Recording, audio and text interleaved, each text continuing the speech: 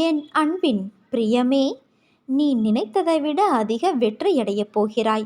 என்னை நினைவில் கொள். உனக்கு புகழ் கிடைக்கும். கவலைகள் பறந்தோடும்.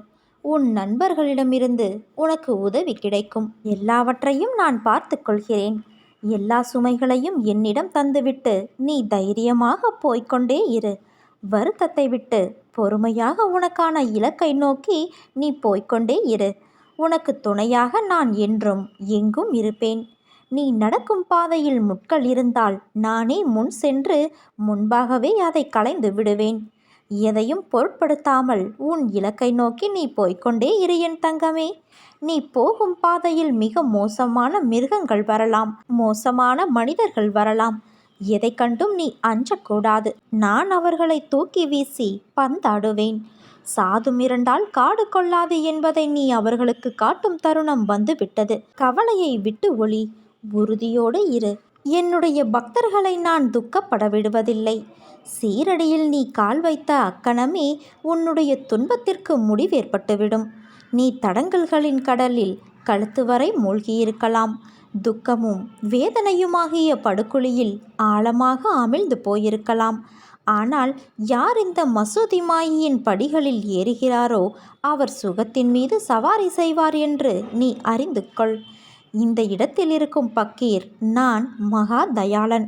உன்னுடைய வியாதியையும் வலியையும் நிர்மூலமாக்கி விடுவேன். அனைவர் மீதும் கருணை கொண்ட இந்த பக்கீர் அன்புடன் உன்னையும் பாதுகாப்பேன். உன் வாழ்க்கையில் உன் தற்போதைய போராட்டங்கள் எல்லாம் உனக்கு பெரிதாய் தெரிகிறதா? தற்போதைய நிலை உனக்கு கடினமாக தெரியும். ஆனால் இதை நீ எதிர்கொள்ளும் பொருட்டு உன் வாழ்க்கையில் இனி வரும் காலங்கள் வசந்தம் வீச இப்போதைய போராட்டங்களில் கண்ணெதிரே நிற்கும் எதிராளி உன் கர்மா, மாயை, விதி. இவைகள் மூன்றும் எல்லோருடைய வாழ்க்கையிலும் நடக்கும் நல்லது கெட்டதை தீர்மானிக்கும் பொருட்டே எல்லோருடைய வாழ்விலும் இருக்கும் ஏற்றமும் சறுக்கல்களும். ஒருவர் வாழ்வில் உள்ள மன உறுதி அவர் போகும் பாதையின் தூரத்தை தீர்மானிக்கும். அப்படி தீர்மானிக்கும் போது எதிர்கொள்ள வேண்டிய வழி திருப்பங்கள், அதில் அவர் எடுக்கும் முடிவுகள் அவரவர் சிந்தனை என யுத்த களத்தின் பரிமாணங்கள். இங்கு உனக்கு போராடும் யூகம், அவற்றின் வழிமுறைகள் சற்று மாறும். பழகிய அன்பு முகங்கள், பழகிய விரோத முகங்கள் என நிறைய தோற்றத்தின் பரிமாண முகங்கள். அவற்றால் உன் வாழ்க்கையில் ஏற்படும் திருப்பம்.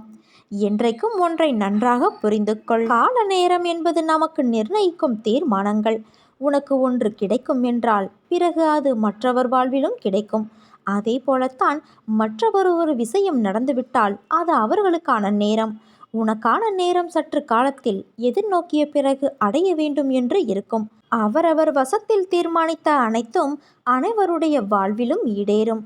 வாழ்க்கை என்பது சக்கரம். எந்த இடம், எந்த திசை என்று குறிப்பிட்டு சொல்ல முடியாது. ஆனால் ஒன்று மேலே என்றால் இன்னொன்று கீழ் நோக்கித்தான் இருக்கும். இதுதான் நியதி. இதை உன் வாழ்க்கையில் புரிந்து கொண்டு செயல்படு. நிச்சயம் நீயும் நற்சிந்தனைகளில் செழித்து வாழ்வாய். உனக்கான வாய்ப்பை ஏற்படுத்தி கொடுத்தது நானே. அதை உன் கையில் இருந்து நகரவிட்டதும் நானே. இரண்டும் என்னால் தான் உனக்கு வழங்கப்பட்டது. அதை நீ நன்றாக உணர்ந்து கொள்.